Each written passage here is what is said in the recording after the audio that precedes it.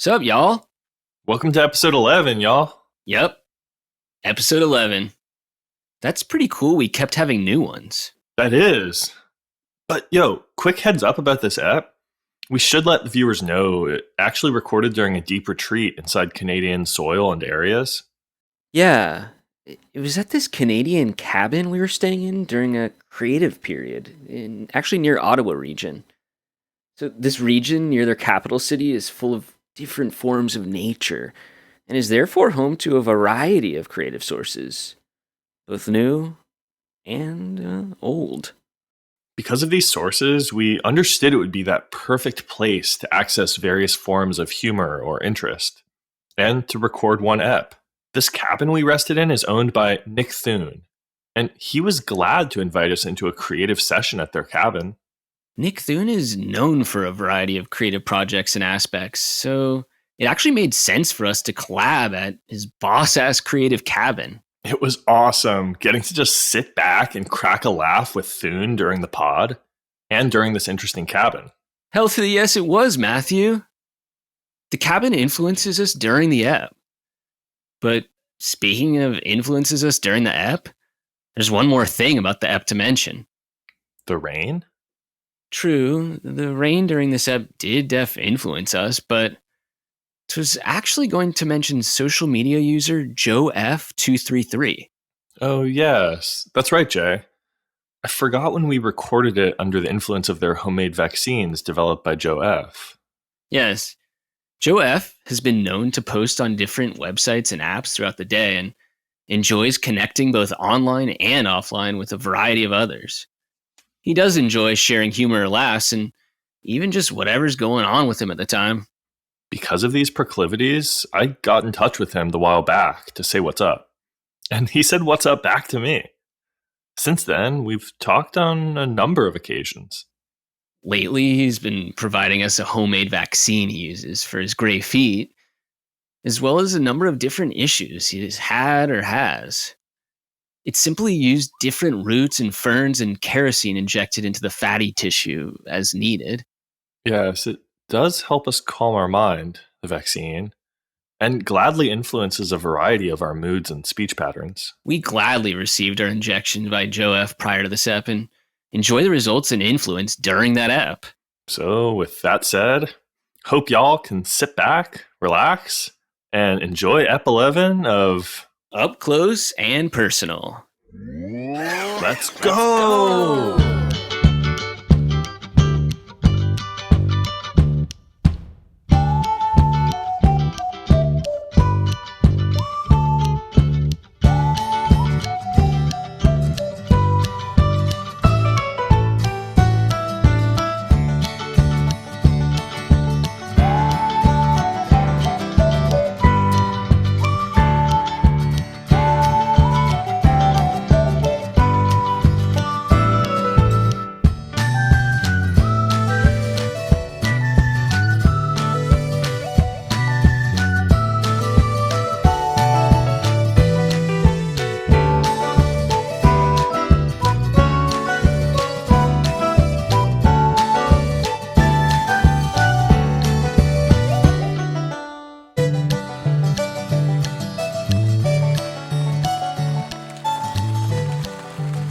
Rain, rain, go away.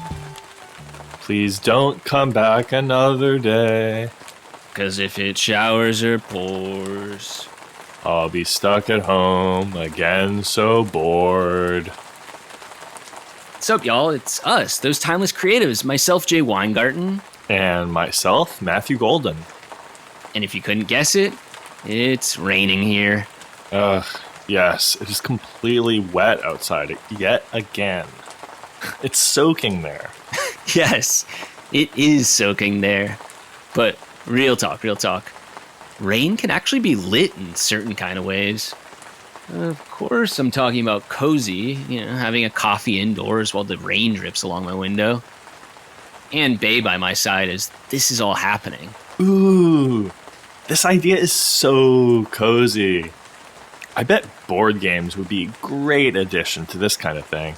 Yes, of course, anything but Monopoly, or as families know it, That game where we end up with all the pieces on the floor during or after it. Yep. Families smashed that game because of the conflict it caused. IMO, that game is made by or for the Jeff Bezos of the world. Not for families or close friends who cared. That kind of people make my skin crawl. Bezos, that is. The owners. Yep. Owners play real life like Monopoly, yo. And best believe they regularly use get-out-of-jail-free cards. If I had a nickel for how many white-collar crimes don't go to jail, I'd be nearly as rich as Bezos. Oof, those guys getting off scot-free so often pisses me off at times. But the image of owners playing board games with Bay during a cozy or rainy day is laughable. Even Monopoly? That I could picture. Nah, like you already said, that game is made by or for the Jeff Bezos of the world. Not for families or close friends who cared. Yep, I said that. Hey, Matthew? Yeah? What are some of your favorite rain or cozy things? I was waiting for you to ask me this, Jay. Okay. Well, to begin with, the mere sound of rain is often overlooked. It's calming noise. It is known by so many as a source of comfort. Whether that be a mere trickle, or to come down in buckets during a thunderstorm. I cannot deny rain sounds as an important aspect of what I call my comfort go-tos. True, yeah.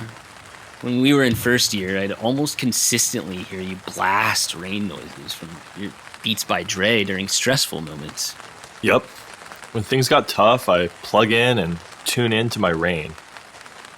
'Tis my personal play on that turn on, tune in, drop out expression they used to have. Of course, that expression is for using psychedelics rather than the rain noises in my headphones. Yeah, of course I bring up college, and it reminds you of lysergic acid diethylamide. Guilty. I did have some trippy times with blotter. But the visuals commonplace with that sort of thing simply do not cut it when comparing with the pure flow of water. Rain is just one aspect of them. Yeah, we also have rivers, ocean, rapids, Waterfalls, stream. puddles, lakes. Lakes! Up here in Canada, we got mad lakes. They're some of my favorite places to chill at when I need a quiet area to clear my mind. Pair it with cabin and some rain. 2 sources of water equals relaxation and coziness goals. That combo is bless. I'm actually using it RN, TBH. Me too, yo. I guess those timeless creatives think alike. That's awesome. They actually do when I thought about it. So, Jay, any weekend plans? No, not really. I'm not going to be planning on doing much socially or physically after the scenario I got in last weekend. I'm still recovering in some ways, but not how you think. You have gut rot from drinks? Did you do a blast of shatter and get utterly toasted? No, it ain't about drinks and hungover or any of that other stuff. I was stone cold sober when this crazy shit happened. Like stone cold Steve Austin. But do tell, Jay. Okay, so, you know that spot in my apartment where I noticed some unusual activity? Do you mean that corner by your moth orchid? The very same, Matthew. That very same. Then, yeah, I know their spot. So this very spot has been a host for a variety of sordid and full-assed bizarre crap. Almost none of this is news to you, Matthew, but let me catch our faithful listeners up to snuff about them. Aye.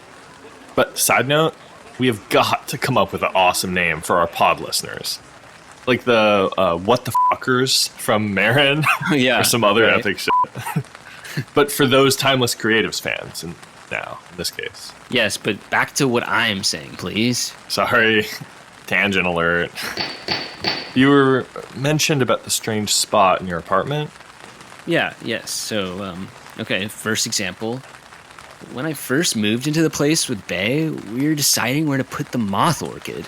Houseplant placement is key is setting up the kind of feel or mood in a given room. Yep. Hence our behavior then. This corner in what would end up to be our living room just seemed to be calling for the moth orchid. It must have been like moth to flame with that corner. Or moth orchid to flame, rather. Yeah. Anyways, like I was saying, both Bay and I noticed that feeling regarding this corner, and so of course we put the plant there. And when we did, Matthew, the room seemed to light up in this new way. I don't know. There were completely different possibilities apparent in the air, and the vibe got lit as fuck from it all. Since that point, there have been other cool shit happen there, like rapid overnight growth, flowers influencing how curious our moods were, and even the production of new moods. Yeah, I hardly missed the kind of energy that spot put out after the moth orchid got put in it. I know. But everything to do with the plant area so far has been chill. If perhaps strange and unusual around it. So what was so different of last weekend? You make it sound like the area harkened some form of negativity in your life, or at least the life of those you care about. Not exactly. It's just... I walked in on Bay. Okay, her hands were soiled from her digging, eating the thinner tubers of the moth orchid. What? I mean, what the hell? I was under the impression that neither of you were going to take actions influencing the sex of your child. It seems like a clear breach of that agreement. So I thought too, my man. So I thought as well. Most people know that thinner orchard tubers are known to have effects towards creating females in birth. Meanwhile, the thick tubers can result in male. But when asked if that's why she took the tuber, she merely shook her head and just smiled. She even laughed when asked about that. Turns out the tuber can also help with eyesight. Bay had lost her iPhone and was looking for that. Besides, I needn't let you know we're not in the having kids stage, RN. True. So, then what was the problem with the moth orchid area? For the most part, this kind of scenario didn't cause any issues. Yeah, that could be true. If by didn't cause any issues, you mean both of us stopped dead ass in our tracks as the very moth orchid began to emit this sound. This creepy and loud new sound that freaked us both out. I mean, the plant itself created this noise. What the fuck? I'm getting goose pimples as I'm hearing this, Jay. So creepy. What did the noise sound like? You want to know what it sounded like, Matthew? You really want to know the noise my moth orchid plant sounds like? Yes, Jay, please. Let me know their noise. Okay, well, it sounded like,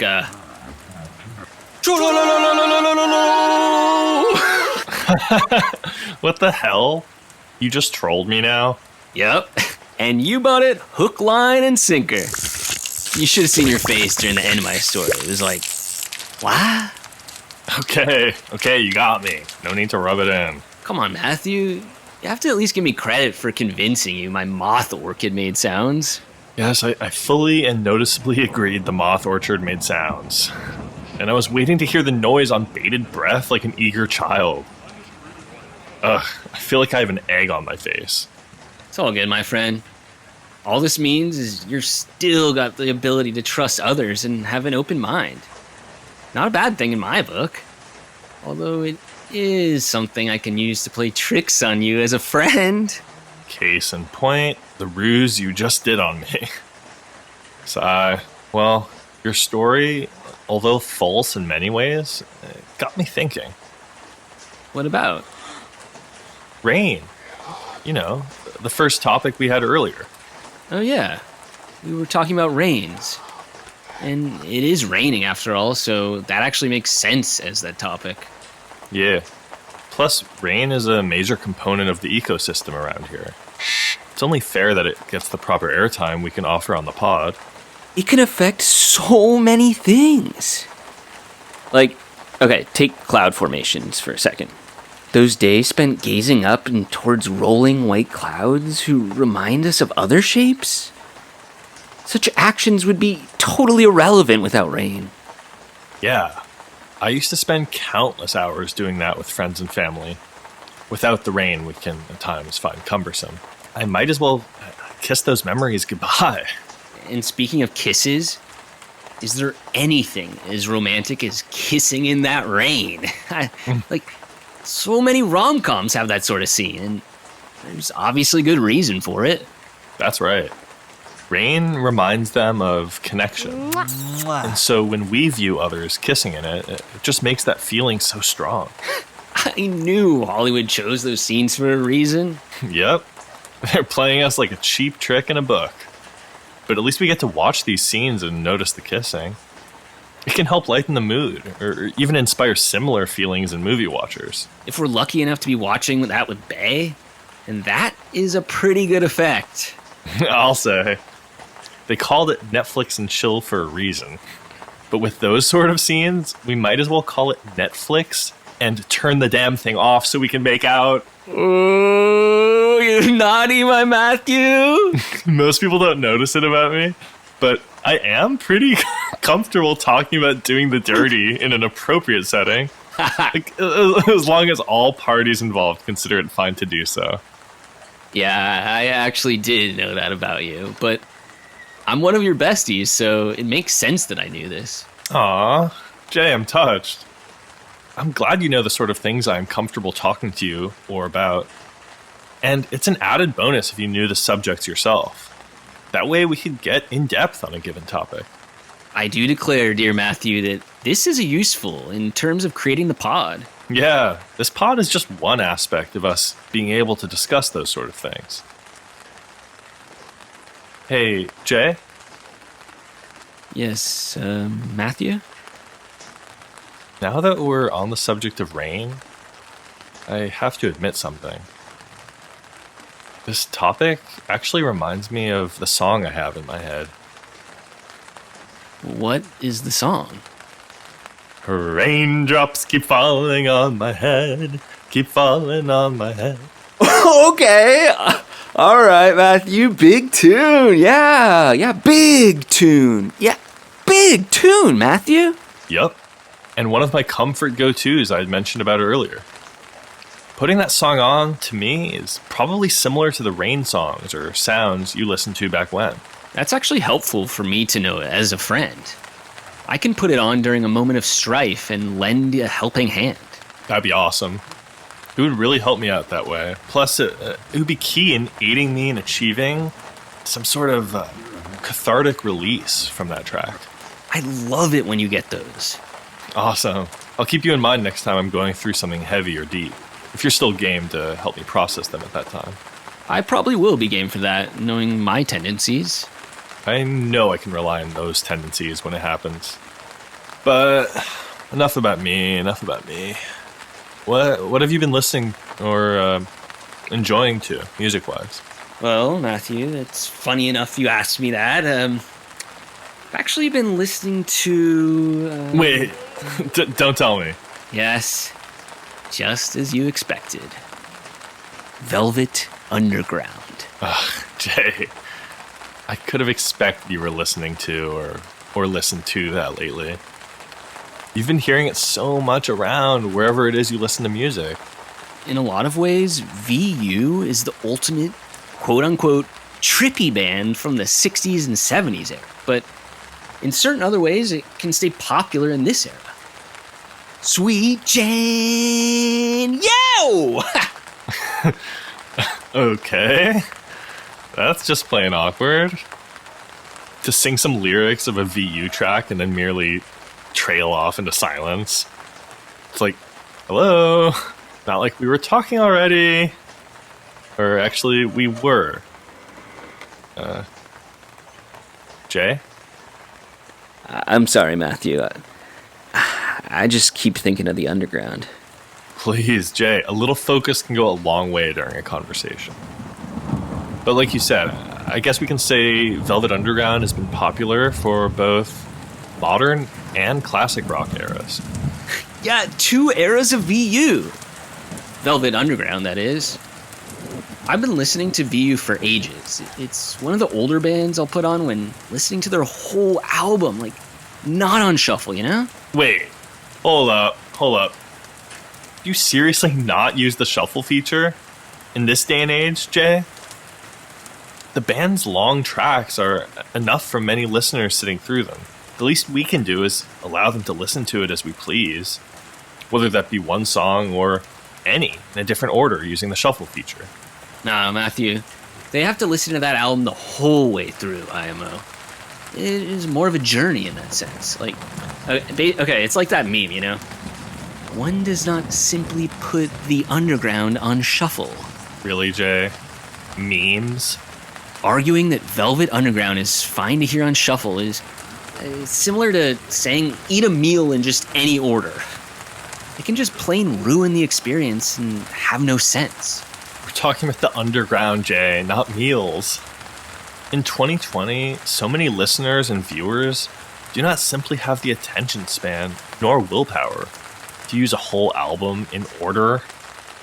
They're more likely to hit shuffle on their phone before beginning a given task. And that's not even including for anyone still using their iPod Shuffle or any other shuffle-based MP3 device. In your world, these people are shit out of luck. I'm gonna keep listening to VU with or without the shuffle feature. But if you want to go ahead and alienate 99.99% of listeners who use the shuffle feature, fine, go ahead. I'm out. Matthew? Paging Dr. Goldin? Emergency in the podcast department area. Fuck. What the? Jay, you didn't think I'd be so pissed off about the shuffle feature, did you? I was pulling your leg about how mad or angry I was. Matthew, you actually surprised and convinced me you were so angry about VU and the shuffle feature.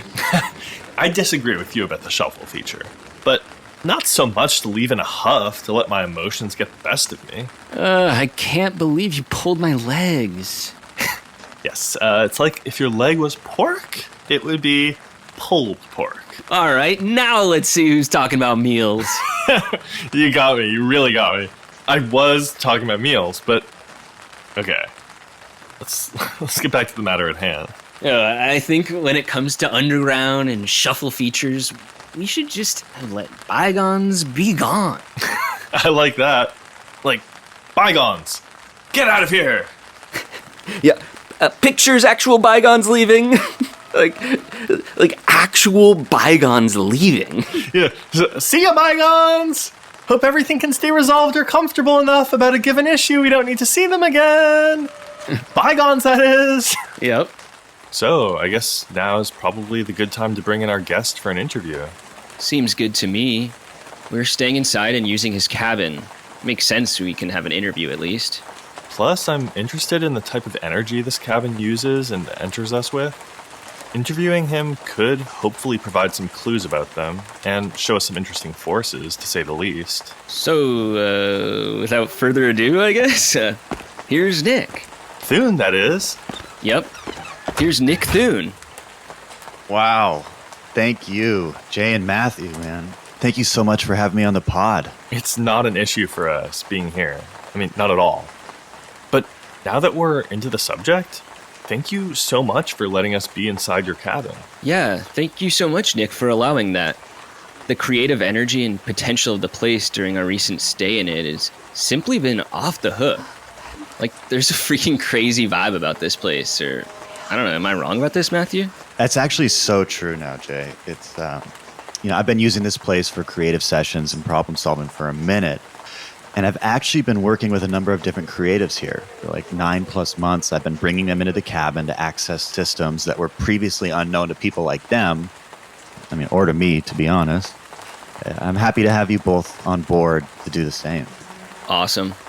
Thanks, Jay. That's nice.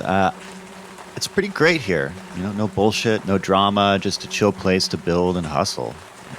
I'm a Pisces, so you can expect comfortable amenities while you relax and get deeper into the creative process. That's good to hear about Pisces. What kind of work or issue did you work with or on with different creatives around here? Well, a lot of the team, a lot of the work is around connecting to and harvesting creative forces and using them to our advantage. Like, okay, let me ask you, what is the number one source of creativity you access in your work? Well, I mostly use quiet aspects of silence. The calm before my storm, in a sense. It's these kind of sounds or absence of my sound that I use to find a sort of joke or humor. At least a way to laugh. Yes, I suppose I typically use silence in that sort of way. Okay, now you guys are on track. You're nearly there even. But did you ever ask yourself or anyone else, where is silence's origin? We've never wondered that. It seems to us that silence is one of those timeless aspects of form, a sort of thing from whence we came and whence we return. Whence we are, in a sense. I'm comfortable with this understanding of silence, and the result is, I don't need to explore the matter so much further. Jay, do you feel the same way? Yeah, no, I agree with Matthew on this, and I'm happy to do so. Now, this is one point of discussion we actually had back in '09 and during other times or moments. You know, you've probably heard this. They say two things in life are certain: death and taxes. Well, both Matthew and I would argue and agree that we can add silence to this list. So we could actually now say that three things are certain now.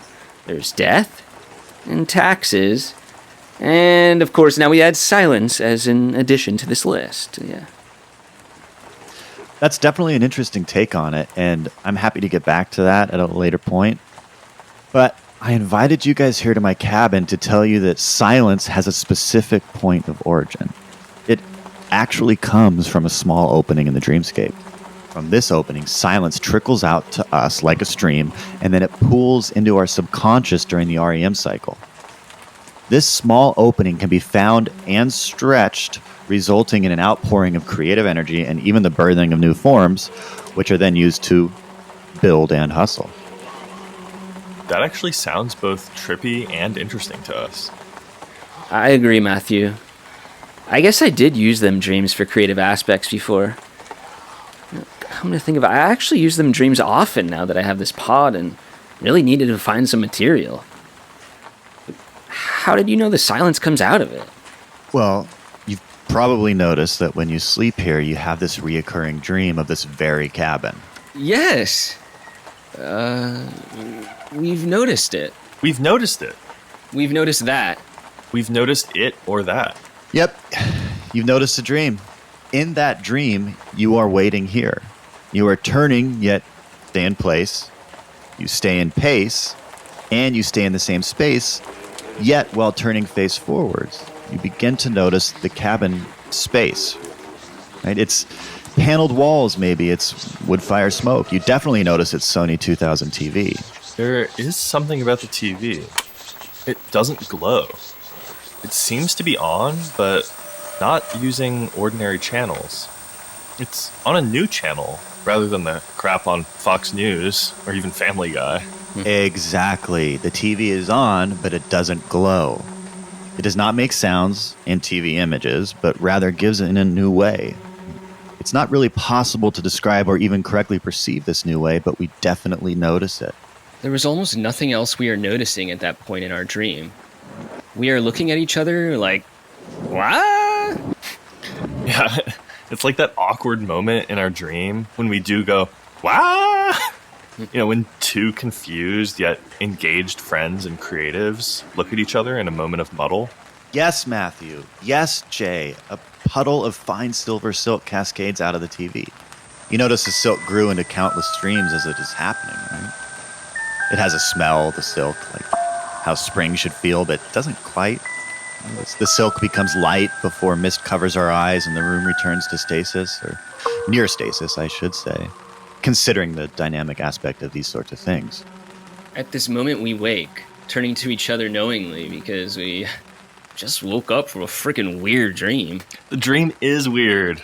Or it was weird, I should have said. That kind of dream is weird enough to have once, but we had the dream lying beside each other and both had that dream. We shared our dream we had. We kept even having it.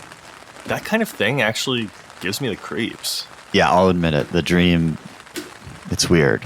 I was surprised to have it and then to keep having it when I inherited this place from my stepdad after, he perished in a situation where he wasn't doing too good. But I found that having that dream would leave me refreshed upon waking. I would feel and be immersed in a sense of complete and total silence, and that would help me hustle and grind and build. That sounds appealing to us. Yes, we always liked to use anything that helped us hustle and build. They form having interesting consequences as creatives. Jay likey interesting consequences for us creatives. Awesome, guys. That's the spirit. So this place, these dreams, it got me thinking. I thought, how can I more profoundly access these creative forces? How can I harness them? And that's when you found the notes in the walls of this place. That's right, Matthew. I found dozens of pages detailing efforts in manipulating and harvesting the creative forces that come from the Sony 2000 and the dreams that we have here. Eventually, the notes bring you to its simple conclusion. Open then the VHS player, load it with tapes, and more silver silk leaves the damn screen. The silk gets into our teeth. Got into our hands. The silk is a new form, a new energy, and we gain it by entering the tapes over and over again. It's pretty cool, right? I've been doing this for like 9 months with barely any issues. Barely any? Do you or did you ever notice the VHS player we used is having any issues from having so many tapes or DVDs? Yes, Matthew and I have already noticed a sort of skipping effect that easily creeps up on us when we use so many tapes and discs during our dream. Yeah, there are definitely skipping issues with the tapes and discs, but it's easy, though, to remedy with the rewind feature on the VHS player.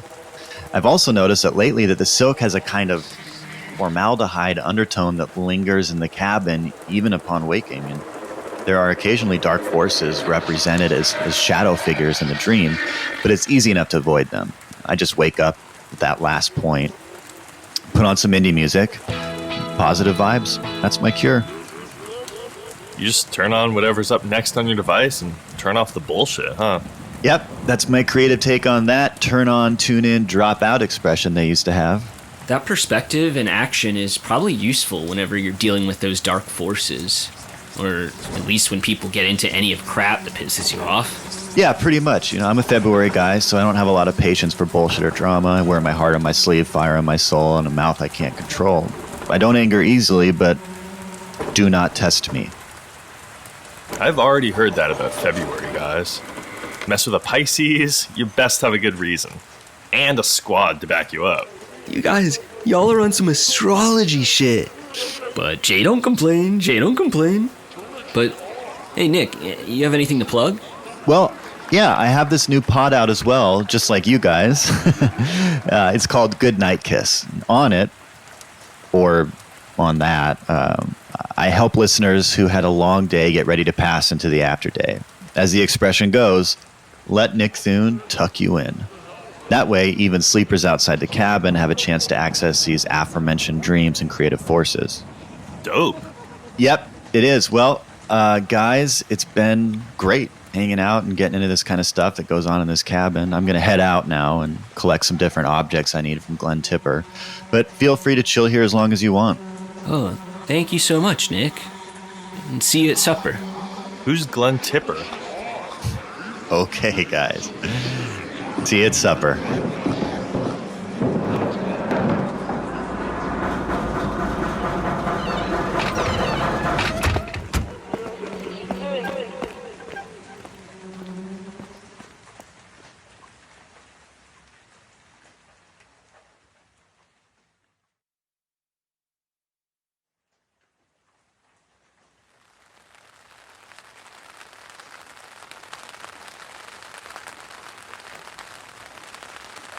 So, Jay, you never did tell me what kind of scenario happened last weekend that makes you not want to do anything physically or socially in the coming weekend. Huh? Don't you remember? Before our interview section of the pod, you pulled this epic ruse on me about the moth orchid in your area. You told me about its noise. Is this ringing any bells? Oh, yes. Okay, I did use the ruse on you. You mean before the Thune interview section? Yeah. And while I'm sure, or I guess I at least hope our viewers enjoyed it from an entertainment perspective and standpoint, some, including myself, are left wondering if anything did go down that weekend, or at least anything worth sharing. Jay? Yeah?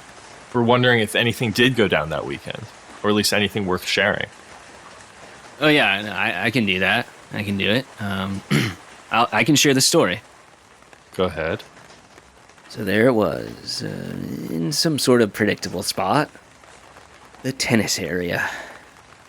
There were 3 or 4 gates in this tennis area. They seemed to put up those gates in a different kind of spot each time.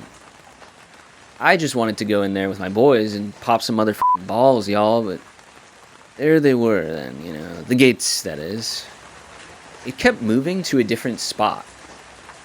Yet, in some sort of trance, I attempted to go where my gates would be expected to be, i.e., not where the gates were. But before you know it, I was turning red as one of those red solo cups that frat boys use in drinking games. I was so embarrassed. Glenn Tipper and Andre were just looking at each other in like a whole series of confusion as I kept, and I repeat, I kept entering the wrong gate or door. Who's Glenn Tipper and Andre? It was so annoying to keep going to the wrong door. One enticing entrance was more of an exit than an entry, per se. Of course, I should or could have noticed this from the red entry sign above it. Exit sign! I feel like even on this story, I'm entering the wrong gate. And once again, turning into this red solo cup from being all embarrassed. It's like if this story was that game of tennis I wanted. The issues with gates I'm having are certain phrases and missteps in my language. That awkward moment when I fully and completely intend on going to one area, but before you know it, I ended up in another. What area did you want to go in? And this wasn't even the first time I had issues with the gates and doors in this tennis area. Back in '09 this was, and I'm surely surprising no one in my region by saying this. This was a popular spot for me and my boys. You'd often see me laying back and just cracking a laugh with Glenn Tipper and Andre and some of the other guys that I was mad tight with way back then. But far too often I became frustrated with the creaky hinges in these doors and gates. Once or twice I would enter the wrong gate, but it was mostly the noise that would bother me at that point. But it was nowhere near the problems I faced recently. Yeah, it was as if the very tennis area is resistant to you and your boys entering it. Case and point. A complete other door I tried to use opened up to a beautiful meadow. Hours upon hours later, we noticed we had spent plenty of time and energy running around in that meadow. Chasing, playing tag, doing anything except for playing tennis. Which, I'm sure I don't need to remind you, Matthew, was what we actually came to that area to do. By the time came to actually have the tennis match, we were just over it. The concept of this game was increasingly moot. How long did you spend in that meadow? It seemed like a low-key, interesting place to chill with those men. We left this tennis area with some sort of defeated and pissed off sense. Andre was chapped. I mean, seriously, he was chapped about the tennis area. Andre was so mad at it that he began to look like the red solo cups that I keep name dropping. But Glenn Tipper, he was chill as fuck. He was like a dope-ass fortune teller or some crazy fucking shit. Like, what he said was, and I'll never forget it, he said, it's not about the gates or the doors. It's about mindset. Set your mind. Set your mind. your body will pass through.